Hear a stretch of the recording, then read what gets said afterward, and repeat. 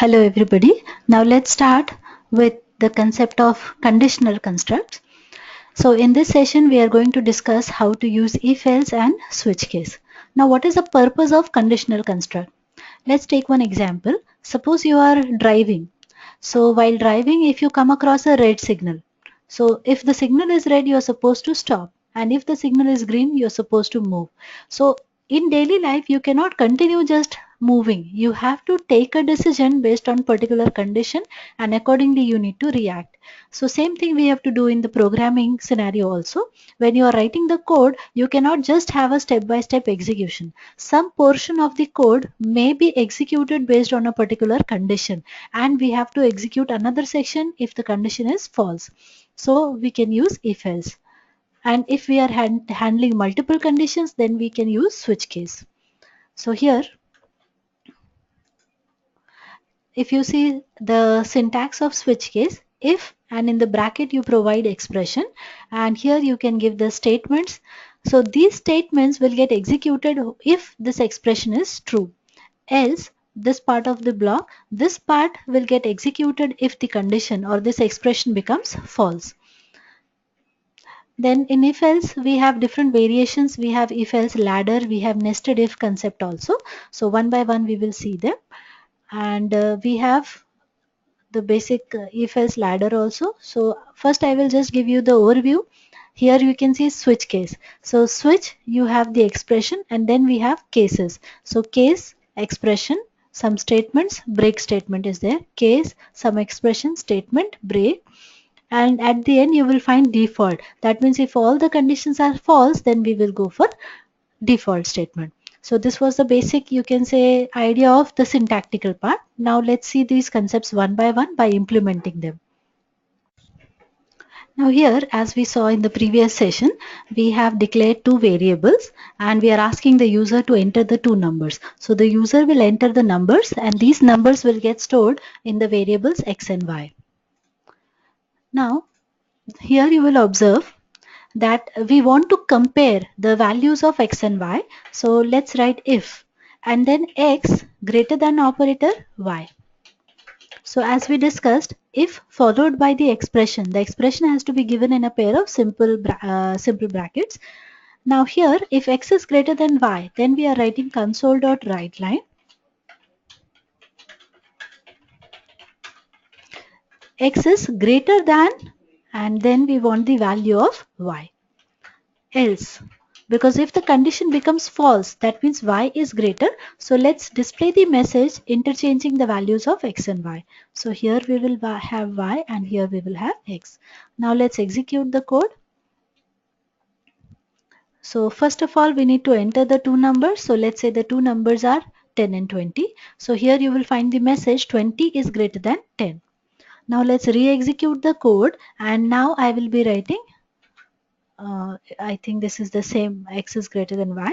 So let me give 40 and 20. Now you will see 40 is greater than, that means x is greater than y. And if I give 20, 40, that means y is greater than x. So this is how we can use the if-else block.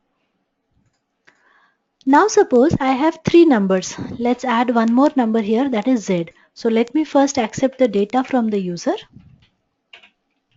So in this case, we have to compare the three numbers and find out which one is greatest. So first we will do a comparison of x and y. If x is greater than y, so out of these two numbers we have taken a decision x is greater. So remaining part is we have to compare x with z. So inside this if block, if this condition is true, that means x is greater. So now we will write if x is greater than z. In that case, I will say x is the greatest. So let me just write here x is greatest, and we don't need the other information. Else, see here we have already checked if x is greater than y. That means y is already smaller. Now the question arises between x and z. So if this condition is false, that means x is smaller. So obviously z is the greatest. So now we will write z is greatest.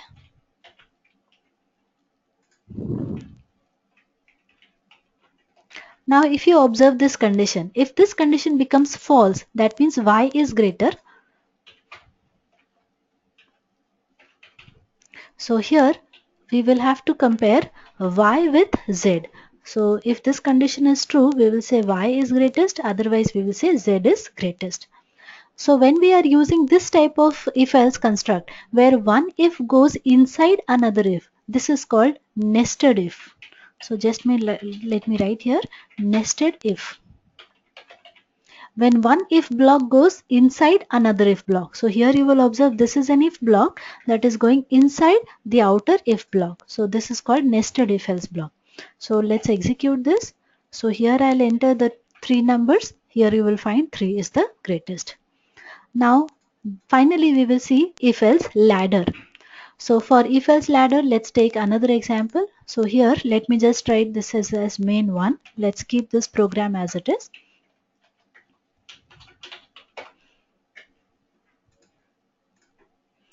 Now let us take one example. Suppose I have a number x and let me ask the user to enter the number.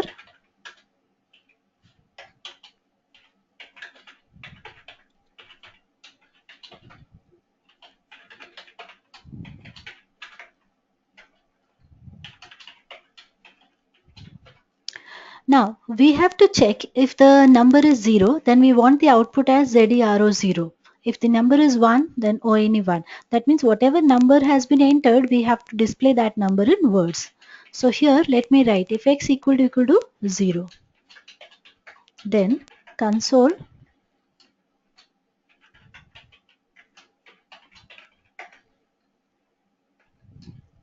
simply I will write 0. But if the condition becomes false, then we have to check if the number is equal to 1. In this case, we will write console.writeLine 1. Similarly, we will do it for 2 up to 9.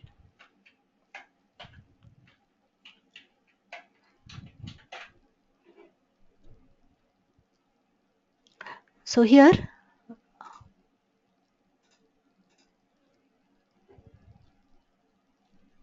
we will see that we have 2. So same thing I'll just copy over here.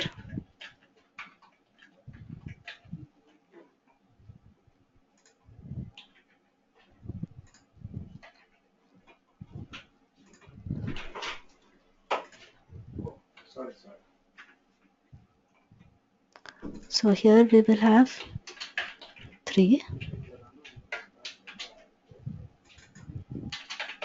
4, 5, and then we have 6. Then let's go for 7.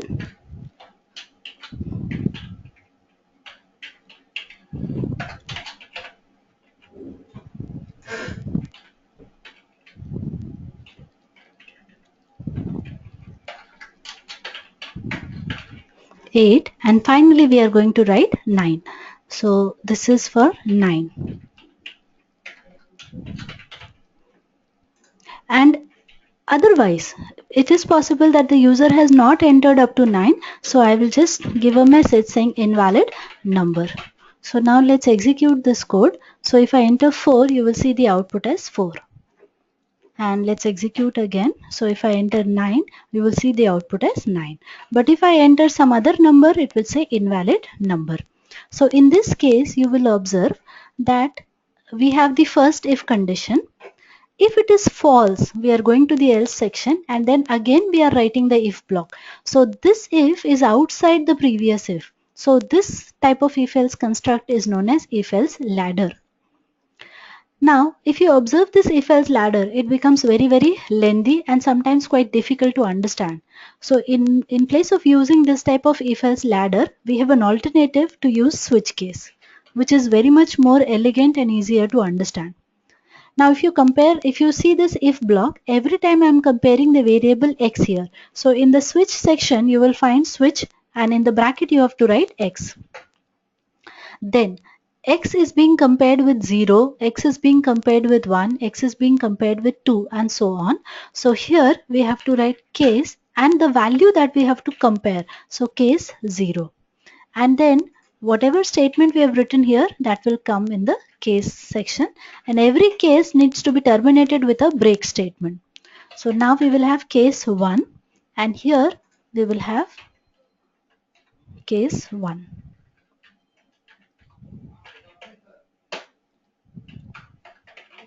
Case 2. So let me just write here all the cases first. Case 3.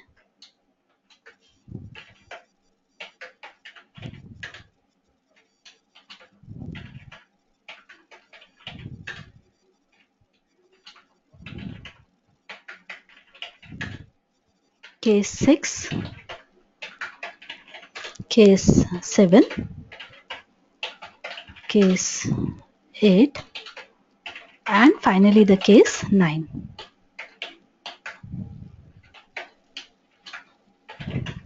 Writing break is compulsory, as I told you. Now see, if all the cases fail, and suppose the user has entered some other number, so like we wrote the final else block, here we have to write default. And with default also we have to write a break statement. So here let me just copy these console statements and paste it here. Oh, this is for 2.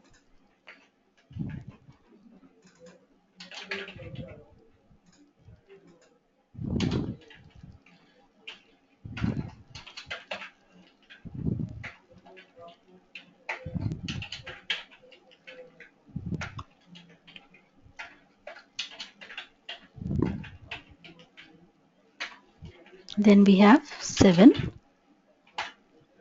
So the output is not going to get affected, only the code becomes more easy for us to understand and analyze.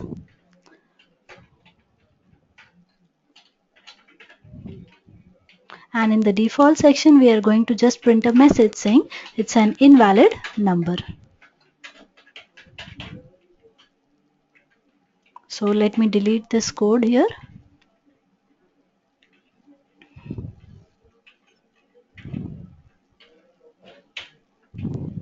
So now when we execute, as we discussed, the output will remain the same. So we enter 4, the output is still 4. Okay, but you can have a look at the code. It is very easy for us to understand the code. Now the point is, every switch case statement, every if-else ladder cannot be replaced with switch case. In switch case, always the comparison is for equality. But sometimes I want to compare for greater than condition or less than condition. That cannot be done using switch case. And switch case values must always be constants. You cannot have variables over here. So there are certain limitations with switch case. So every time it is not possible to replace the if-else ladder with the switch case. So this was about the you can say branching or selection statements. Let's stop here for today.